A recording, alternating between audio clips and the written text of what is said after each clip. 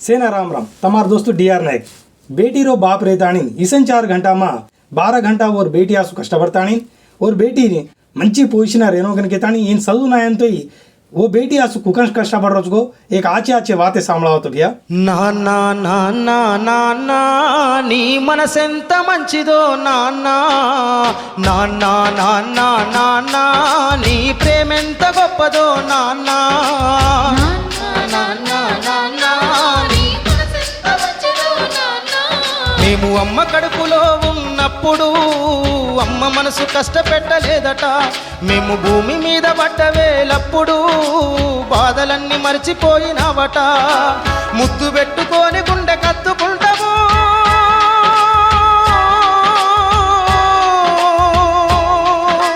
ముద్దు పెట్టుకొని గుండె కత్తుకుంటావు బారసాల చేసి కావురంగా దూసుకుంటావు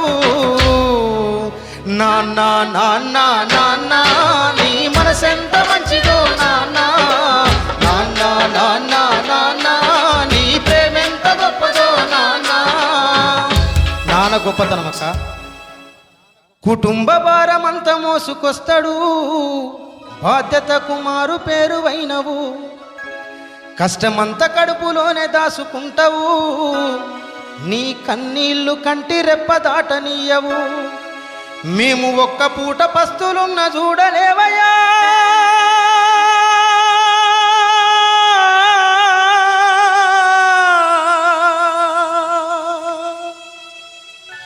మేము ఒక్క పూట పస్తులున్న చూడలేవయ్యా నువ్వు ఎన్ని పస్తులున్నావో చెప్పలేమయ్యా నాన్నా నాన్నా నాన్నా నీ మనసెంత మంచిదో నాన్నా నాన్నా నాన్నా నాన్నా నీ ప్రేమెంత గొప్పదో నాన్నా నాన్నా నాన్నా నాన్నా నీ మనసెంత మంచిదో నాన్నా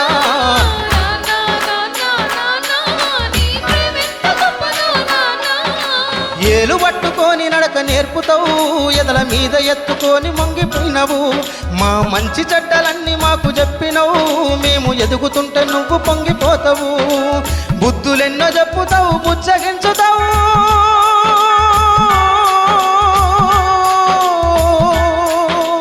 బుద్ధులెన్నో చెప్పుతావు బుచ్చగించుతావు మా తప్పులన్నీ నవ్వుతోనే మన్నించుతావు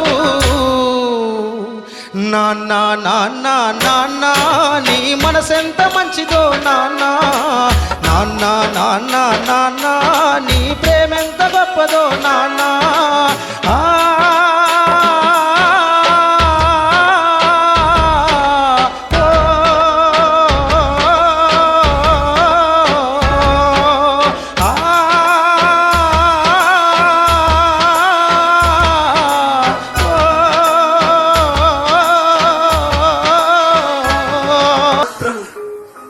బాగా చదువుకోవాలని మీరు ఇక్కడ ప్రశాంతంగా కూర్చున్నారు కానీ మీ నాన్న ఎక్కడున్నాడో ఒక్కసారి ఊహించుకోండి.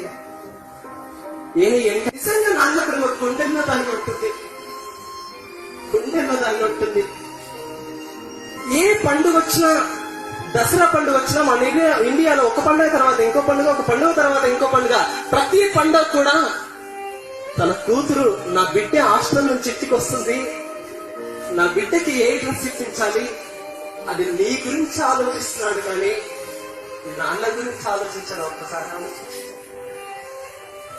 అమ్మ ప్రేమ చూపెడుతుంది కానీ నాన్న కూడా ప్రేమ చూపెడితే నువ్వెక్కడ చెడిపోతావని ఆ ప్రేమంత గుండెల్లో దాచుకొని బయటికి కాస్త గంభీరంగా కనబడతాడండి నాన్న.